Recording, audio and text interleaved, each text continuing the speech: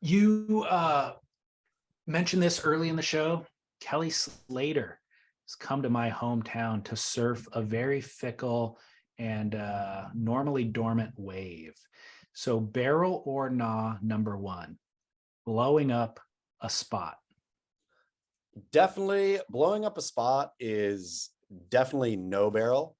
Uh, and I will say though, there's a tough one, David Lee Scales. I'm going to say blowing up a novelties. No, I'm going to say no, all in, because I'm sure there are surfers, particularly I would imagine, and what I've heard of that way, bodyboarders, uh, who know that wave, right? It's not a novelty wave to them. This is a thing that they look for. They watch the cams. They figure or not watch the cams. What am I talking about? They There look. is a cam there. There is there a cam there? Yeah.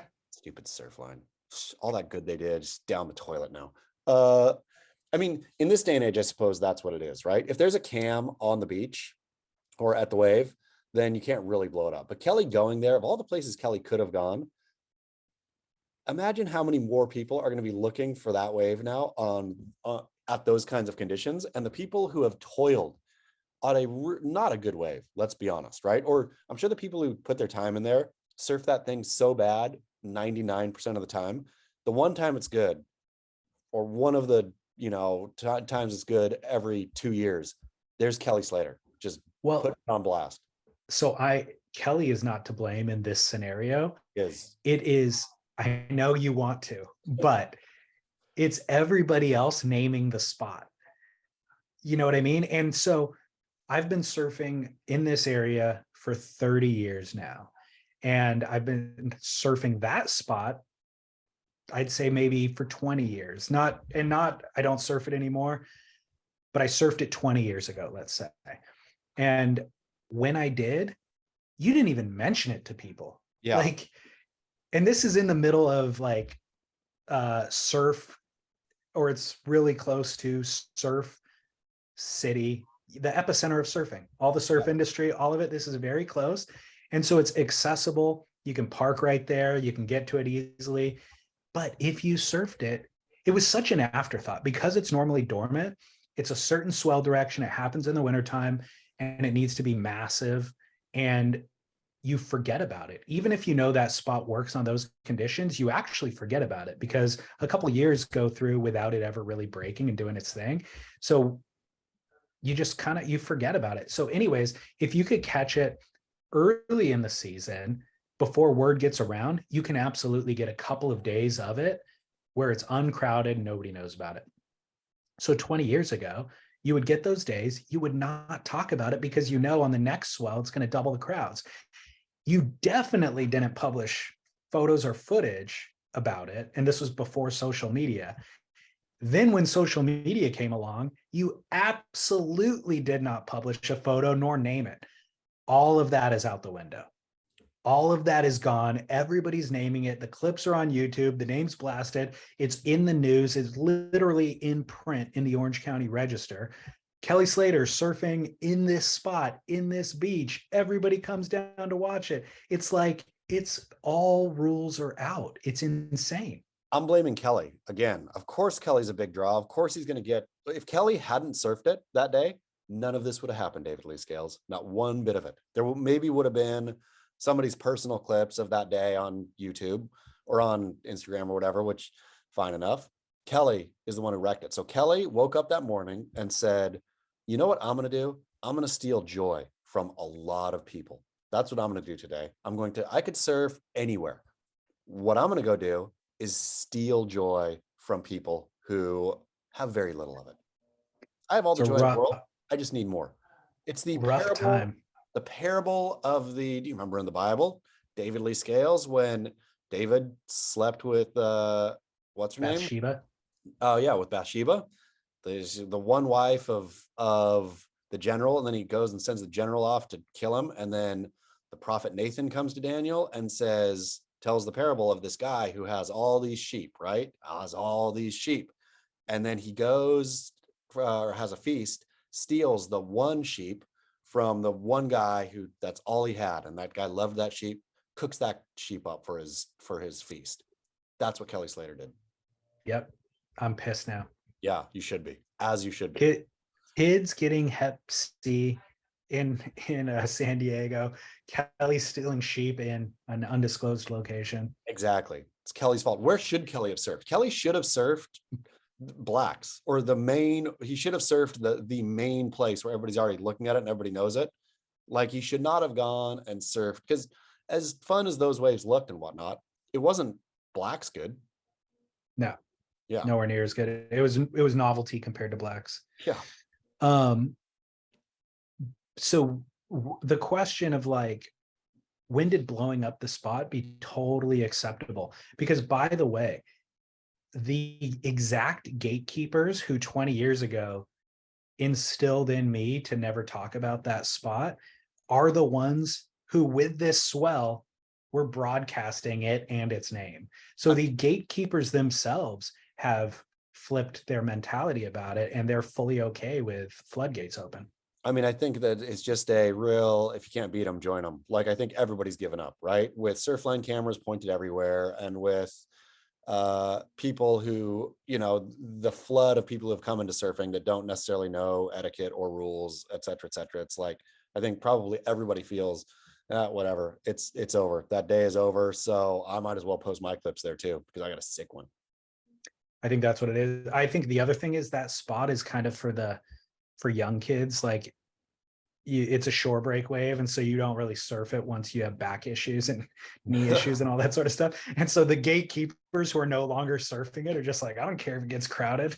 Yeah, kids gonna fight with other bodyboarders. Well, Kelly, I'm not into it, dude. I prefer the old school. Yeah, the old school policy.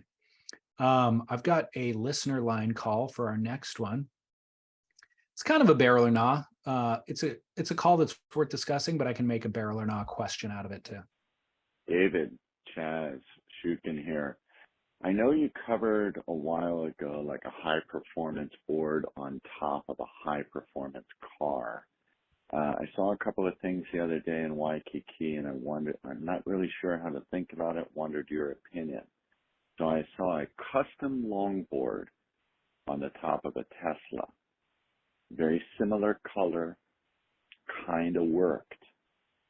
And then I saw a brand new Hummer with a Jerry Lopez Costco board.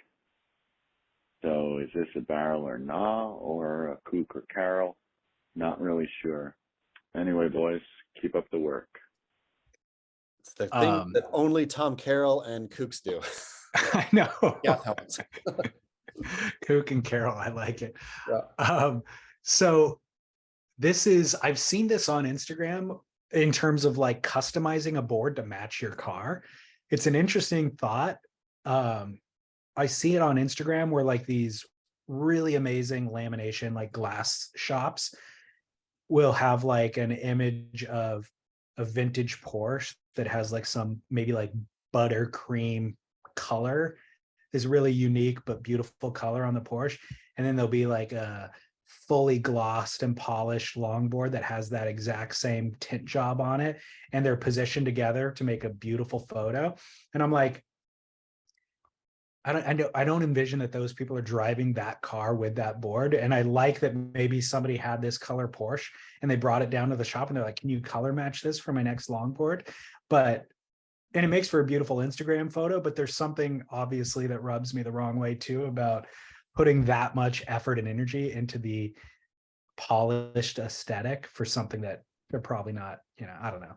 It's majorly kooky. I think it's a total unbarrel. And the real problem is, especially if it's a nice car, you don't like, if you can afford something, a vintage Porsche or something like that, better not have that be your surf car. Like, did you ever watch, what was that dumb Showtime show about the writer played by David Duchovny? Oh yeah, Californication, right? I think he had a Boxer, maybe it was a 911. He had a Porsche, right, that was fully beat up. A newer Porsche that was totally beat up. He got a Porsche with his whatever Advance and beat it up. Great. That's a surf car, right? Surf cars are not nice cars. what you take surfing is your truck or your other thing, right? And so there's no point in having your fancy car and your fancy board all dialed in. You're just a major kook and or using a rinse kit after you get done surfing. I think if surfing is your, priority essentially in life, then your car is always, every car purchase I've ever made was made with the idea of how many boards can I fit inside. Yeah. That was the primary factor with me buying a car. And you're right. If you have enough money to have something that doesn't fit the surfboard, something that you would have to put the surfboard on top, that's not the car that you're taking to the beach. No. So this goes back to Barrel or Not from a year ago, which is there's no right answer for putting your board on top. The boards always go inside. Boards go inside or in the bed. Yeah. Yeah. So the Tesla with the board on top that is like same color as the Tesla, you're trying to match. No, you should have the Y series or whatever the Tesla is that has the hatchback or the station wagon look, and then you fit the boards in there. That's it. That's your board goes in your car. Exactly. It's, so no matchy. Nope, no matchy. Although I gotta admit, this made me think about when I was a kid, there was dudes who they like had one thing that they were really into, and that thing dictated the clothing that they wore and every article of gift that they would get from everybody in their family. Like there was a Harley Davidson guy, sure, and he rode a Harley, and then all of his clothes was Harley. And then if anybody ever there's Woody guys, right? There's yes, but except the for the V-dub van guy. Sure, but except for nobody is a single surfboard guy. Surfboards don't last long enough for you to build your life around a board, right? That guy's building his life around both an aesthetic and something he's going to have his VW van. He's going to polish it. That thing's going to last as long as he does, right? One surfboard doesn't last maximum, if you're not even surfing very much, 3 years max, right? Right. So you can't like build your whole aesthetic around a surfboard. I do miss that guy though. I mean, that guy, if you had to be that guy, what would you be that guy around? Like, what would be your thing that was your thing? I'm not sure yet, but it's funny because like it doesn't work in today's era. Like I don't like that guy anymore and I wouldn't be that guy, but I miss that guy from my youth who is like, it doesn't just have to be cars either though. It can be the mid-century modern guy, the guy he has a mid-century modern house, mid-century modern furniture, is mid-century, like buys mid-century modern thank you cards, etc. Yeah, that's a cool guy. I'm just saying there's a version of that guy that you could be today. Yeah, there is. I'm not sure what that it would be for me, but they're literally the dude who had that V-dub when I was a kid, grew his hair out long. I mean, ultimately, you know what this is?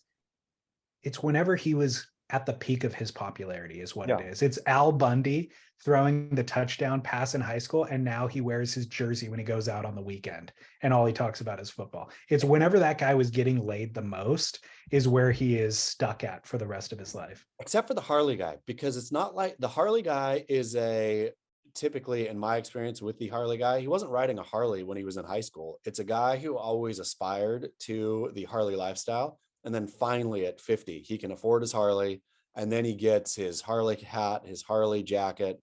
He sends Harley Christmas cards out, etc. I think it still stops when they got laid the most. So I don't think it took until he was 50. I think he got a beater Harley when he was 23 and that got him laid. And now he's stuck in Harley mode until he's in his 70s. How many teenagers or early 20s do you see on beat up Harleys? Like when you do, they're pretty cool. They're like, but the guy's on a beat up Harley at 20 is definitely not going full branded Harley hog style as a 50-year-old. I'm gonna have to do more research. Yeah. We need to I would like to hear from our listeners who are Harley aficionados, to be honest. Also, there's fewer of them than there used to be, right?